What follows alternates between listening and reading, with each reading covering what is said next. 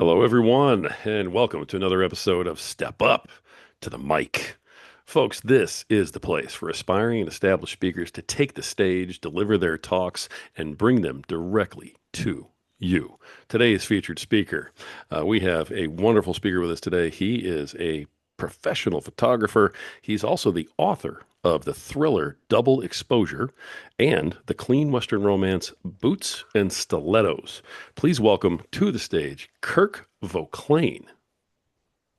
Thank you so much, Rory, for having me. I appreciate that. I thank you so much for letting me come here and talk to this fantastic audience. Thank you very much. As Rory mentioned, I am a professional photographer.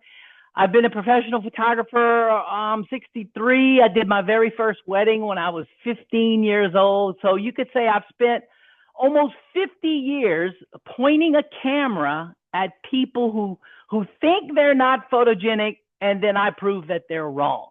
Because let's face it. I mean, we all have the same parts. We got, eyes, two eyes, nose, ears, mouth. We all got the same parts.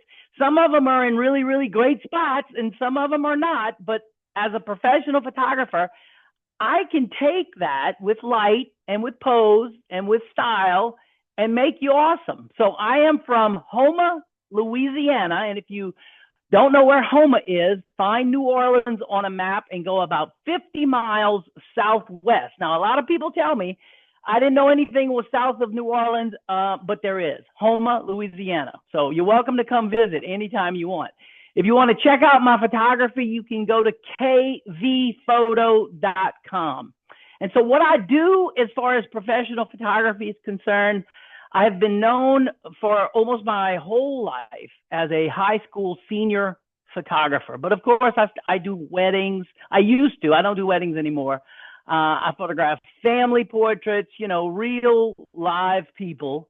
Here recently in my older life, I catch myself doing more and more commercial photography, food photography, real estate photography, those types of things. I make a living with a camera. I tell stories with a single click. That's what I do. And I've been doing it for a long, long time. I take light, I take exposure, I take posing, and I put all of that together into an image, focus, all of that into an image that tells a story. Now, in the early days when I was 8 years old, if you really, really want to go all the way back, I was reading the back of a Kellogg's Cornflakes box, and it said, save up your box tops and get a camera. And so I told my mom, keep buying this brand so that I can get this camera. And she did. And here it is. Look, I still have it to this day, little Kodak Instamatic type camera. And I took pictures, of my sister and things like that. But, this kind of camera is obviously very limited. And I thought to myself, there's got to be a better way. There's got to be something that does better than that. But, in my little pea brain, my little 8-year-old brain, I thought to myself, I can't come up with something better. So fast forward a few years, a buddy of mine, he's got one of these fancy cameras, and I saw it. And I was like, man, tell me about that camera. He says, this is an SLR. I was like, wow, what does that mean? He says, SLR is single lens reflex. And I was like, wow, what does that mean? He says, that means that the hole that you look through is the same hole that takes the camera. It was like a revelation for me. I was like, I have to have one of those. So I started thinking to myself, how can I get a camera? So I asked my dad, can I borrow $200? No, that didn't work. So I was like, well, okay, I get a paper route. So I did. I got a paper route. I worked for 6 months. I saved up $200. I went to JCPenney's and I bought a Minolta SRT 201. I still got it. See? Minolta SRT 201. And I remember it was $200 and the sales lady said, okay, that'll be $210. And I was like, no, it says 200. And she says, tax. So, life lesson number one, tax. You all have to pay tax. So anyway, I get this fancy camera and I'm taking pictures. I remember sleeping with this camera. That's how much I loved it. Anyway, so a buddy of mine sees this camera and he says, "Oh my God, you got one of those fancy cameras? Would you, wait, the angels are about to sing, would you take pictures at my wedding?" And I was like, "What? Money for taking pictures? Uh, there's such a thing as that?" And then then my brain starts reasoning on all the stuff that you got to do. And I was like, no, this is not going to happen. So I kept telling him no. And there was no way. He kept bothering me. He wouldn't take no for an answer. So again, in my little 15-year-old brain, I thought, I know. I'm going to say yes. He's going to say how much. And then I'm going to give him a price that's so high that there's no way he'll accept it. So next time I see him, he says, "Hey, would you do pictures of my wedding?" I said, "Yes." He said, "How much?" And I said, $100. And he said, "Okay, you're hired." Now what? Well, now I got to photograph a wedding. So I remember very definitively being at the reception, eating a meatball, thinking, wait a minute, I just spent 2 hours doing what I love the most, and I made $100. It took me 6 months of throwing newspapers to make $200. This is what I want to do. And that is how I became, you could say, a professional photographer. Because from that moment, everything I read, I joined the library club so that I could read books on photography. Everything was all about learning and being a photographer. Now, to me, more impressive than the fact that I did a wedding at 15 years old is some idiot hired a 15-year-old to do their wedding. That, to me, is the impressive thing. But that was me, and that is how it all started. So, I kind of learned on the job. I would get little jobs here. People would refer me. Things would happen. I learned posing. I learned lighting. I learned sales. I learned business. I learned people, just like you shoot the breeze with you guys right now. I do that with people all the time. And it's amazing what you learn as a professional photographer. I mean, I know secrets of heart surgeons because I've photographed dozens of heart surgeons, and they tell you stuff. Like, for example, I hope you don't need to know this, but they sometimes will actually show up and they will do, 5, 10 surgeries, go home, and they don't even remember doing the surgeries. That's how routine their job is. It's the same thing over and over and over. And they make millions of dollars doing that. Well, I was shocked that you don't remember, and as a photographer, as a professional photographer, throughout my life, I've come in contact with so many different types of people, so many different types of things, so many scenarios.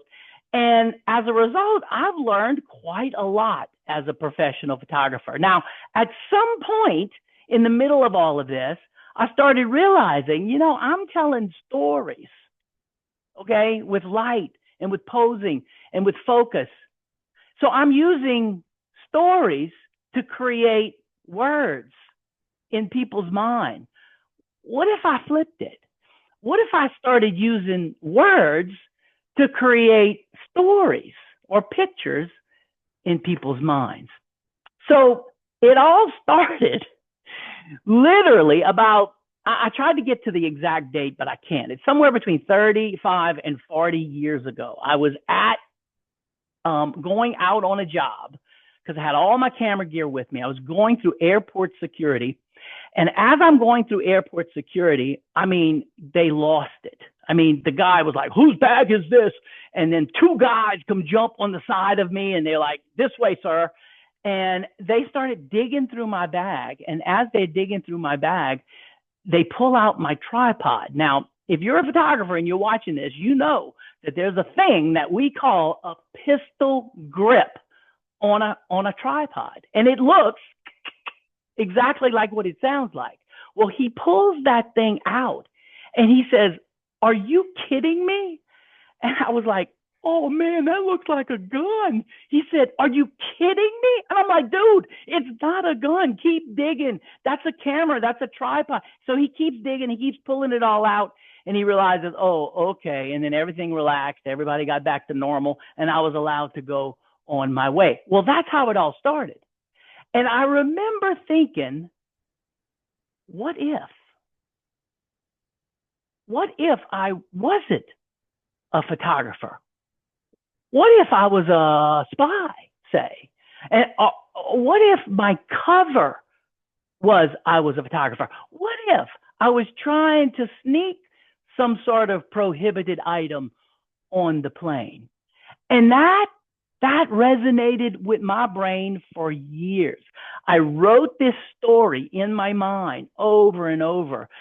Real world experiences, things I would bump into, places I would go.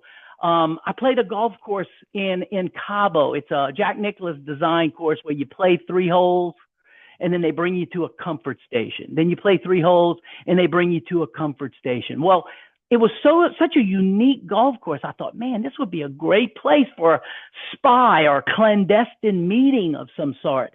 And so it's in the book. So things like that started to happen to me. And one day, just, a little over a year ago, I sat down and I wrote a sentence. And then that sentence became 2 sentences. And then 2 sentences became a paragraph, and a paragraph became 2 paragraphs, and 2 paragraphs became a chapter. And before long, here I am writing this book. And it's called Double Exposure. I was on vacation. My wife told me yesterday, I think yesterday marked 1 year that we went to Hawaii with my daughter and her husband. And she's writing a book too. She just finished. Anyway, and both of us were in it. We were hit with the inspiration. So both of us are there in Hawaii, not having any, Hawaii activity type stuff. We're in our computers and we're writing with the waves crashing behind us, writing. And we spent a week together in this hotel room, just writing like crazy. And I mean, I busted out, a bunch of chapters while in Hawaii. So that's just a little bit about the backstory, who I am, where I come from. The backstory, a little bit of framework of the book Double Exposure is an espionage thriller where the photographer in the book is a spy. And so, it's real life. I'm not a spy, or am I? Anyway, it's real life photography events, those types of things. The main character in the book is Reed Sawyer. He is a professional photographer, and he is a good photographer, and but he has a sense of morality, and he goes to real live locations like New Orleans and Vienna and things like that. He uses real camera gear like a Canon. He has real pressure, and all of that connects to the real world. And it's amazing to me how, I'm not a spy, so you can only kind of like imagine what spies have to go through.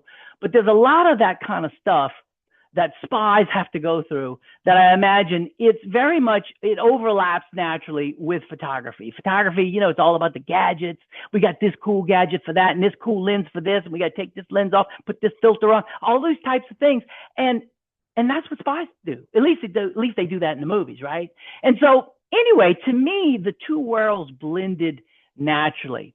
And, if you listen to the prologue of my book, and if you don't want to, if you wanted to read it yourself, for example, you could go on Amazon, you could find the book, you could click that little button that they offer where, read a segment for free. The prologue is in that segment. In fact, you know what? This is the book, Double Exposure, okay? And let me read. It's only 1 page.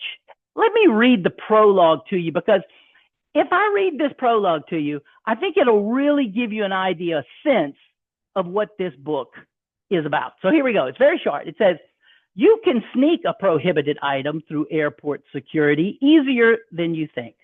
It's not about gadgets or technology. It's about beating people, their instincts, their assumptions, their patterns. Security loves predictability. Break the rhythm, shift the focus, and you create your own loophole. Confidence is the key. No hesitation, no second looks. They don't screen for contraband. They screen for fear. A confident man with a camera in his hand isn't a threat. He's a professional, a journalist, an artist. The world opens up to people like him. Smile at the agent, crack a joke, let them see what they expect. Another traveler trying to make their gate before the boarding call. But distraction, that's where the magic happens. The shiny advertisement cards are scattered at the entrance of security. Free coffee at gate C13. Simple, enticing. Who wouldn't grab one? The promise of coffee during a morning rush. But no one thinks about the layers in that cardstock. No one thinks about the tiny bit of lead embedded between the fibers. A little trick of the trade. When scanned, those cards throw a shadow. Now, 30 passengers are holding the identical card. Some are in carry-ons, others in purses, all going through the checkpoint at the same time. The machine beeps nonstop. Panic sets in, and security scrambles to figure out what's going on. It's perfect chaos and perfectly harmless, at least for them. And while they're sorting out the mess, the real magic happens. A disassembled weapon hidden in layers of a camera bag, tripods, lenses, filters, cables. Nothing out of the ordinary for a photographer. Not worthy a second look. Cameras are the ultimate cover. Expected, familiar, invisible. That's the trick. Disappear in plain sight. Don't hide the act. Hide the intent. It's not about the tools. It's about the illusion. And when done right, an illusion becomes reality. There you go. That's the prologue of Boots and Stilettos. So let me let you meet Reed Sawyer. Like I said, he does have a real job as a professional photographer. That's his surface. He, photographs people. But underneath, he is an operative. He is not some sort of superhero. He's just a regular guy. But he's skilled. He's observant. He's quick on his feet. He carries the weight of all the choices that he has to make. And in the book, right from the beginning, he figures out that he's basically been betrayed from within the inside of his agency. And his agency that trained him is the one who begins to hunt him. So basically, the whole theme of the book is a man who believes in truth, okay, who lives in the real world and is built into a system of lies that he's sort of trying to navigate. And he has a moral line. For example, one little segment in the book, he's contemplating, and it's something I know many of us have said. You watch the Joker and Batman and all these different TV shows, and haven't you said, why don't you just kill him? Why don't you shoot the guy? That would wrap that, right? Well, in the book, he does that. He's like, why don't I just kill the guy? And he's like, I can't kill the guy. That happens in James Bond movies. You don't just run around killing people. So, it's that kind of crazy stuff. So there are some, or if you want to call them real people in the book, behind the fiction of it all. Take, for example, some of the characters in the book. The bad guy in the book is named Barry Cox. He is very loosely based upon a real photographer buddy of mine named Gary Box. They're both from Tulsa, Oklahoma. And that's basically where the similarity ends. Another one is Keith Cranch in the book, based loosely on Keith Branch. And Marty Grimes in the book, loosely based upon Darty Hines. Now, what's funny is Marty and Darty, both in the real world and in double exposure, both run a convention for professional photographers called SYNC. So, there's some fun stuff like that. If you're a professional photographer and you're watching this, when you read the book, you're going to be like, wait a minute, I know that guy he's talking about. So it's stuff like that. Now, Reed Sawyer, who's the good guy in the book, I guess you could say he's loosely based upon me. Like I said, I'm not a spy, but I mean, it's the places I've been, it's the situations I've run into. Like, for example, I mean, I can't tell you the countless number of times as a photographer, I walk up to some secure site. They got security, they got guards, they got all this stuff, and I've been hired to photograph this event. And you walk up and they say, big dude, excuse me, sir, this is a secure location. I go, yeah, but I'm the photographer. You got a camera around your neck and you got some confidence in your step. And they're like, oh, you're the photographer? Well, come on in. No security check, no ID check, none of that. They just assume, oh, you're the photographer? Come on in. And I can't tell you how many times that's happened to me. And I think, well, how does he know I'm the photographer? How is it that maybe I'm a spy? But that's the kind of stuff. Reed Sawyer, by the way, that name is based, that's my grandson's name, Reed Sawyer Goche. And I just thought, hey, Reed Sawyer, it kind of sounds like a spy guy. So that's where that came from. But anyway, so a lot of the things, like I said, the names, small traits are similar. You may put it together, but that's where the reality stops. It really ain't based on anybody specifically. The spy agency, PPI, is totally fictitious. Now, there is a PPA in the professional photography world, but to my knowledge, they are not a spy agency. So anyway, that's just a few facts and figures. When it came to writing this book, because again, I am a professional photographer. I am by no means a writer. And it was so much fun to do. I love reading spy novels, and I've read a ton of them. I also love John Grisham books.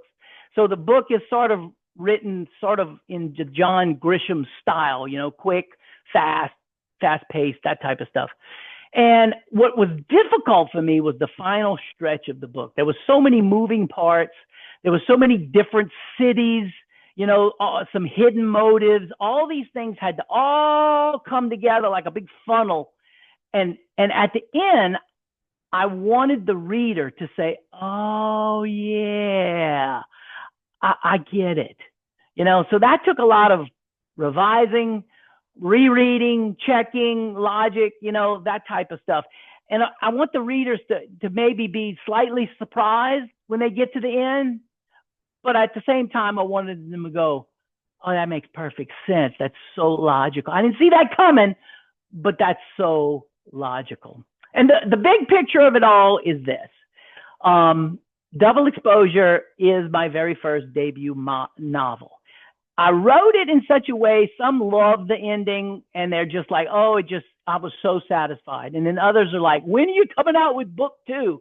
Because it does leave things in such a way that if I choose to go down that road, I can. So I've already started a novella, and I'm pretty sure it's going to be called Counter Exposure.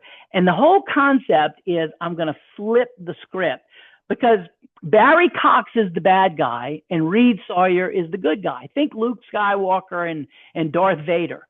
Well, before episodes 1, 2, 3 of the Star Wars universe, everybody thought Darth Vader was the worst person on the planet. But then you get his whole story and you're like, well, no wonder he acted the way he did. So my experience is that, people who are villains or bad people, they don't just wake up one day and said, I think I'm going to be a bad dude today. No, they do things that might be bad, but they justify and they reason on it. And there's a reason why they do what they do. So that's my idea with Counter Exposure, is to show the whole double exposure story again, but from Barry Cox's perspective. Present Barry as a good guy and Reed Sawyer as a bad guy. So anyway, I'm working on it. After that, Under Exposure would probably be the second book in the double exposure universe. In the middle of all that, there was a story a contest where they wanted you to write a story. And the whole concept was the reader should read the story and go, what in the world just happened? And the writer, the author of the story had to wake up inside of his own novel. So I do have that short story available. It's called Code in the Grain. It does relate to the double exposure world. So that's another one. Finally, in the middle of writing all of this, as a good photographer friend of mine who said, oh, sure, you're a writer now? I said, yeah, Lisa, I'm a writer. And she said, oh, sure. Well, I got a challenge for you. Write me a love story where there's a rich Italian heiress and she comes to Montana and falls in love with a cattle rancher. Her name is Annie or Antoinette, and his name is Jake. And his horse is named Spike, and his dog is named Blue. I mean, she had it. I mean, she started rattling off all these things. And you're going to title it Boots and Stilettos. And I was like, Lisa, I am absolutely not writing a love story. She goes, oh, I thought you was a writer. I was like, I am. And she said, okay, well, here's the final challenge. Write a love story, and it's got to be G-rated. Well, I just sort of presented just the most interesting challenge to me, a G-rated romance novel. Well, dun da da da, Boots and Stilettos. So yeah, I wrote it. So that's how Boots and Stilettos came to being. So, you know, some of the comments that people are making about it, they say, you know, it's like poetry, you know. I just think that's funny. But, you know, lots of people are enjoying this book. My mom even said, ooh, I wouldn't have put up with that man, you know. So anyway, so those are just some of the things. Some of the things people are saying. Thriller fans say they love the pace and the twist of double exposure. Photographers have told me that they love the real world details, you know, of double exposure, how it's not fake cameras, it's all real stuff, things like that. Many have told me that it feels like they're watching a movie inside of their head. And, you know, I thought about that the first time I heard that from someone, and I thought, you know what? That's incredible, because that's what I do. You know, for a lifetime, I have seen the world in frames, you could say. So, you know, you've heard it said, and you probably said it yourself, that a picture is worth 1,000 words. That's my job. That's my job. And so I reasoned to myself one day, you know what? I'm still doing the same thing. It's just that now I take 1,000 words and I draw a picture in your mind. And that to me is what writing is all about. So if you happen to be watching this and you have considered, you know, I would like to be a writer. I wish I could do it. You're a human, okay? And we humans, we're at the top of the food chain. We can do anything we set our minds to. So I challenge you to do it. Go sit down, write one sentence about you and about your life, because that's one of the best places to draw your experience or your story from. Things you already know. After you write one sentence, add to it, make it two. And before long, you're going to have a paragraph. And then before long, you're going to have two paragraphs. And you're going to blink your eyes, and it's going to be an entire chapter. And that is how it begins. So that's my challenge to you if you're seeing this. So if you're asking yourself right about now, where can I get Boots and Stilettos? Where can I get double exposure? Well, I have a unique name. It ain't like you're going to search me on Amazon and find out that, you know, there's a dozen Kirk Voclains. There's only one. So it's Kirk Voclain. Search my name and you'll find all the books that I've ever written. So just check it out if you'd like. Thank you so. Oh, one last thing. It hit the #1 list on the free side. We had like a little Cyber Monday deal, and 3,200 people downloaded double exposure, and as a result, it hit the #1 in #1 in espionage. So go figure. So anyway, thank you so much for listening. Thank you so much for letting me come here and tell you guys about my story and who I am and where I come from. Thank you so much to Rory. I appreciate you inviting me. And, this was a blast. Thank you so much. Kirk Voclain, everybody. Kirk, that was absolutely amazing, brother. I loved every minute of it, and I've got a couple of questions for you, man. Thank you. Just a couple. All right. So, oh my goodness, I was chuckling through most of that. I Yeah. love your approach. I just love it. Absolutely love it, man. Okay, the first question that I have is that you quoted, from your book, "Illusion becomes reality." So, is that what you really do in your photography business? What, illusion? Absolutely. I mean, I don't do real life photography. I mean, I take people with, crooked noses and I light them in a certain way that it straightens that nose right up, right? So, same thing. They got receding hairlines. Oh, I don't want to show my receding hairline. Okay. So if you light somebody a certain way, now the receding hairline goes away. Well, in portrait photography is an illusion. And I've noticed now that I've kind of crossed over into the commercial world, so is commercial. I mean, don't dare go to McDonald's and try to buy the hamburger you see on the wall. That's not happening. Okay, it's all an illusion to get you to buy. I love it. I love it. All right. Perfect. Perfect, brother. All right. You've got you told us a lot about your character in Double Exposure, Reed Sawyer, and you said Reed is loosely based on you, right? Loosely based, although he's named after your grandson. Yeah. I'm Yep. curious if you also are a Loosely. character in Yes. Boots and Stilettos. Absolutely not. Boots and Stilettos was totally, again, loosely.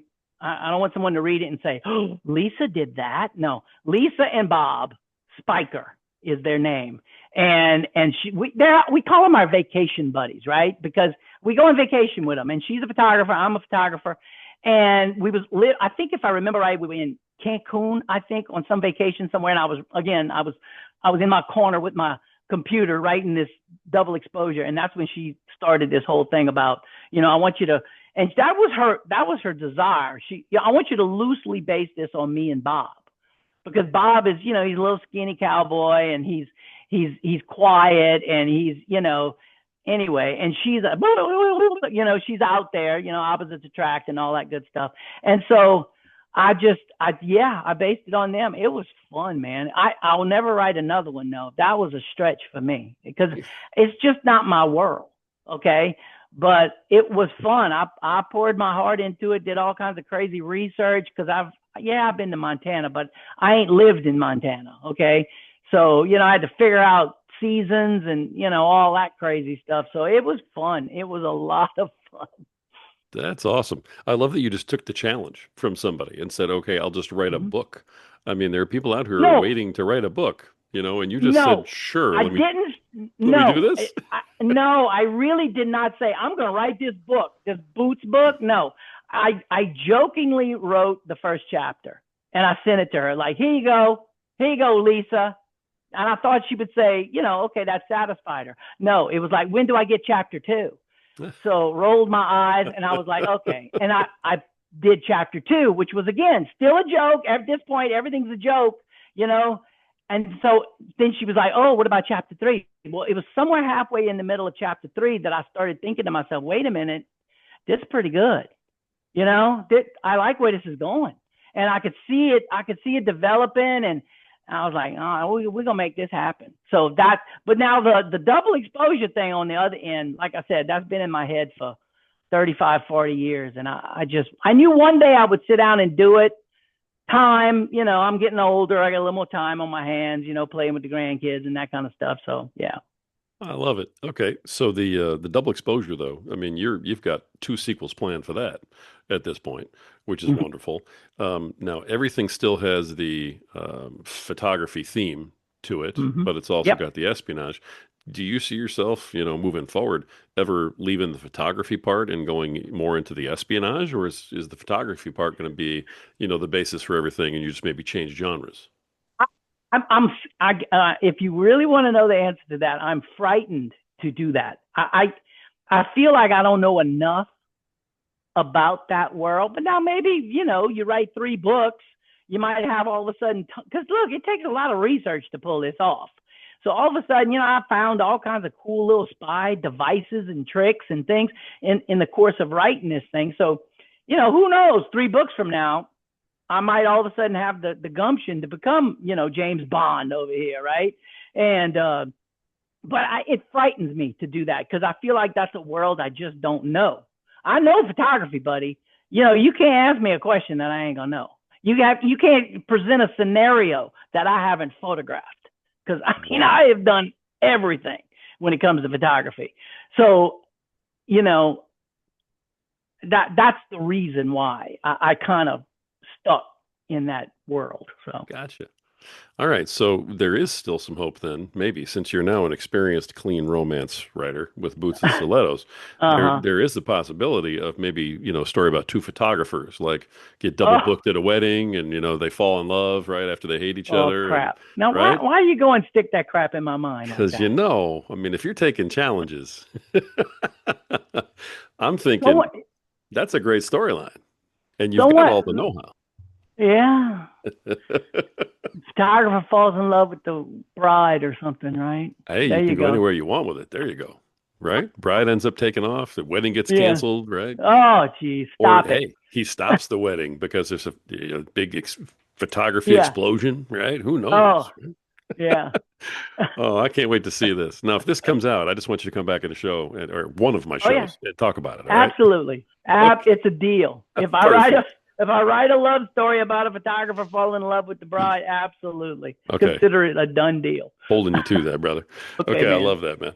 Now listen, Kirk, tell everybody again. I know they can go to Amazon to get your books, but you've got a website too. With stuff. Yes. Give them your Yeah. contact info. Man, let me roll through them. All right. I already told you about Kirk Voclain Photography, which is kvphoto.com. The author's website is just my name, kirkvoclain.com, KirkVoclain.com.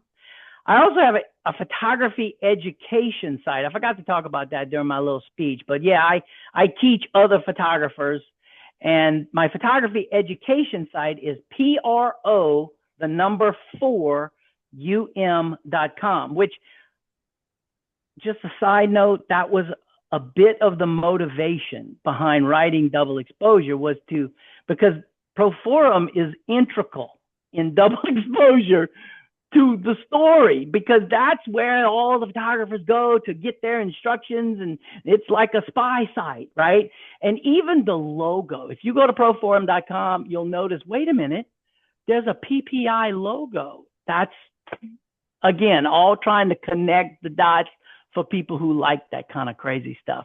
And then there's one in the works called FIP, FIIP.net. It exists. It ain't on officially. It does sort of work, but anyway, but that's going to be Fresh Indie Ink promotions for people like me who are looking to promote, self-publishing and stuff like that. I noticed that, dude, research self-publishing, and you can find out it's god awful expensive. Hmm. Okay. And if people think it's cheap, and if you go that route, then nothing's happening. So I thought to myself, what if we created something whereby self-publishers could promote self-publishers, something that would be less expensive.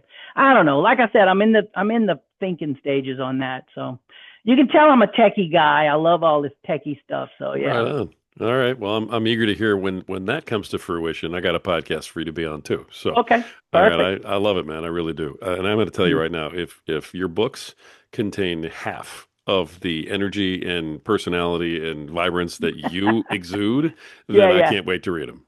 Well, shoot. So I Thank love you. it, man. All right, you're a fantastic guest, folks. Professional photographer, author of Double Exposure and Boots and Stilettos so far, with a lot more to come. I can tell already. Kirk Voclain. Kirk, thank you for being on the show today, brother, and for just putting everything out there the way you did. I loved every minute of it. Thank you for having me. I really appreciate it. You got it.